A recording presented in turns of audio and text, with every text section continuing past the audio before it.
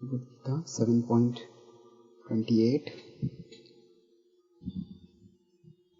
Yesham tu antagatam papam jananam punyakarmanam te dvandva moha nirmukta bhajante mam dridhavrataha. Krishna is speaking. Yesham tu antagatam papam. Yesham, for those people who are antagatam papam, whose papa, whose sin has ended. Jananam punya karmanam. Jananam, such people, punya karmanam, they have performed punya in this. Jananam punya karmanam. Te dandva moha nirmukta.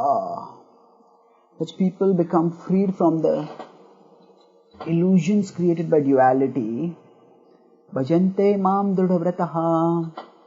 And they worship me with determination.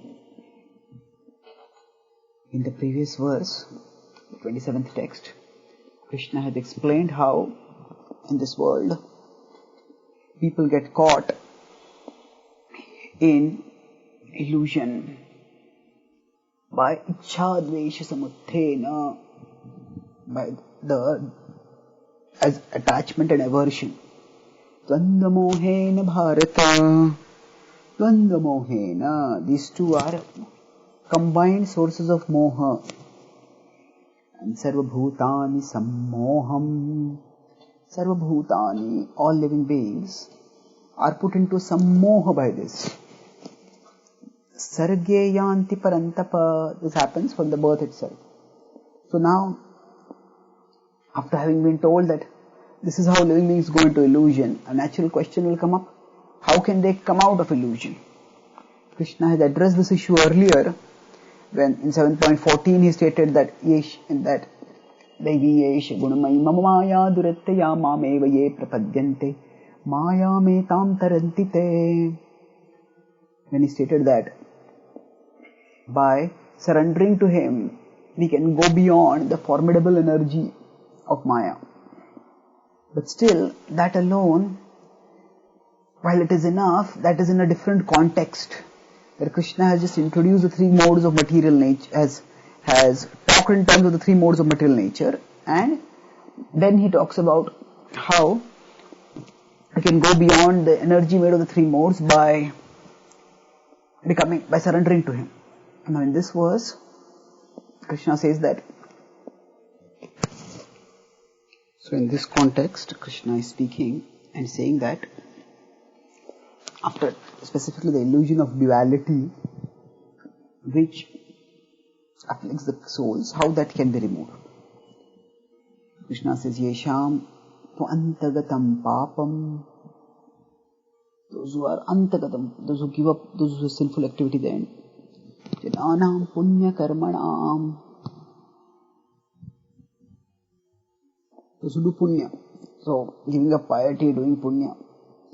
Te dvandva moha nirmukta. Such people being free from that illusion of duality. Bhajante mam dridhavrataha. Bhajante mam. They worship me. Dridhavrataha. With great determination. This can also be taken in another way that the people who seek to do this, people who seek to become purified of sinful activities, they worship me with determination and thus they become purified.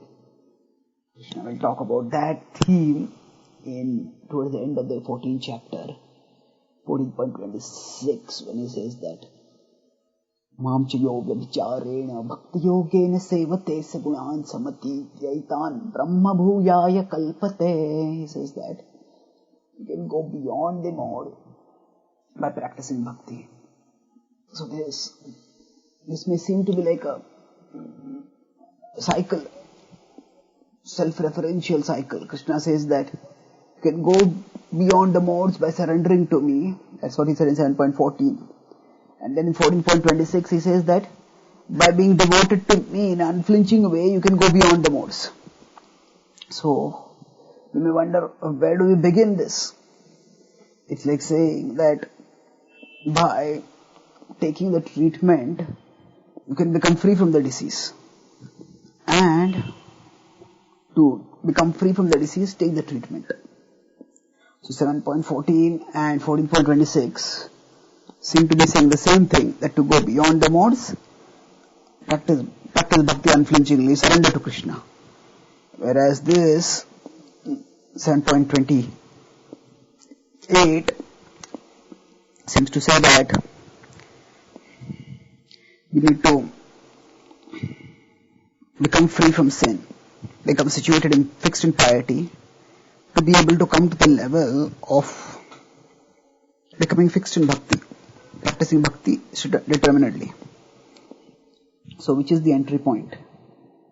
Actually, we don't have to make things so complicated. The simple point is that initially, if you are not able to practice bhakti steadily, for example, if we are too much in tamoguna, at that time, we may find the principles of bhakti very difficult to practice. We may not be able to concentrate while chanting. We may not even feel like sitting at one place and studying or hearing. And our attachments and aversions may be very strongly affecting us at that time.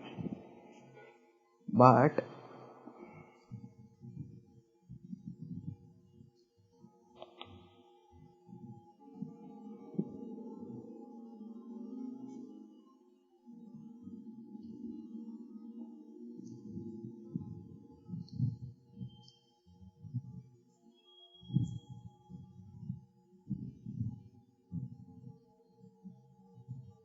sometimes, in the case of Ayurvedic treatment, it may well happen that some people may not even be able to, maybe too weak to take some strong treatment.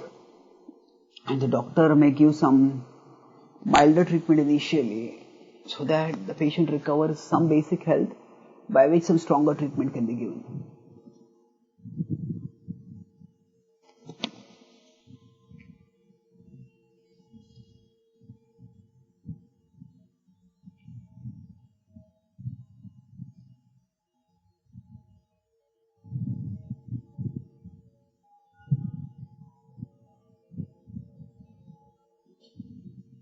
So similarly, sometimes when people are very much afflicted in the lower modes,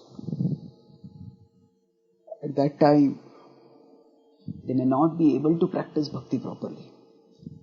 But still, if they just continue trying to practice bhakti according to their capacity, whatever little they can do, that little practice will purify them and bring them to a level where they can practice more bhakti. So we may feel if somebody is more sick, that person requires a stronger dose.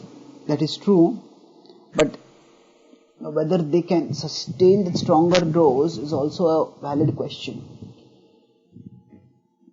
And we need to ask that. Sometimes in material existence, when people are in the lower modes, their attachments and aversions are so strong that they cannot possibly put them aside and focus on the principles of bhakti.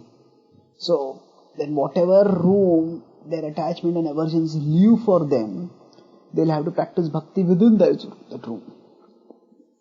And gradually, as they become purified, then antagatam papam jananam punya karmanam. So when they gradually, by the little practice of bhakti, they become purified, then they give up impiety progressively, they do piety. And by that, dvandva moha nirbhukta, they become free from the illusion of duality. And thereafter, bhajante mam dridhavrataha, bhajante mam, will start worshipping me with devotion. So unless they come to that level of practicing bhakti diligently, till that time they'll have to practice bhakti according to whatever capacity they have. So we shouldn't become too disheartened if we need to keep practicing according to whatever is our present capacity right now.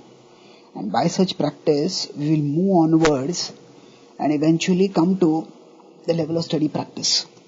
If we can't beat our conditionings, we don't have to beat ourselves for our conditionings. We can just beat them according to our condition, according to our capacity right now. If we can't beat our conditionings means that if we can't overcome our conditionings and we can't practice bhakti steadily, we may just fill ourselves with so much self-pity, remorse, guilt and negativity that we become disheartened in practicing whatever bhakti we can. And by that, we don't practice even whatever bhakti we might have been able to also. So, we do have standards that we want to aspire towards. But if we can't practice those standards, we needn't. So if we can't beat down our conditionings, we needn't beat ourselves down because of the conditionings. We can just continue on practicing, praying to Krishna, seeking His mercy, finding out which are the activities through which we get taste and strength, and guide those activities. By the steady performance of those activities, we can move onwards towards steadiness in the overall performance of bhakti. Because that steady performance, even in one limb of bhakti, will purify us. And that purification will enable us to move onwards in our journey towards Krishna. Thank you.